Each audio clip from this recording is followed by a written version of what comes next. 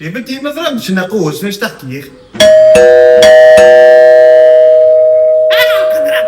انا راني عندي الحاسه السادسه اللي يقول لك برا فزع البيبي تبيبك قلبي خبيري خبيري. شكون؟ اهلا مرتعبي، شحوالك لاباس؟ سيد تفضل، مرحبا بيك. قل لي شريتوا علوشه؟ اي شرينا علوش، ماك تعرف الفيلم غالي وقال شرينا حاجه صغير هكا شويه، فهمت؟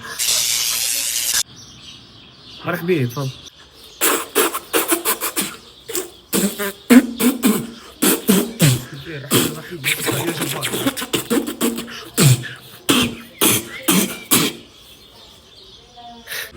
ايش بيك يا بنتي لاباس؟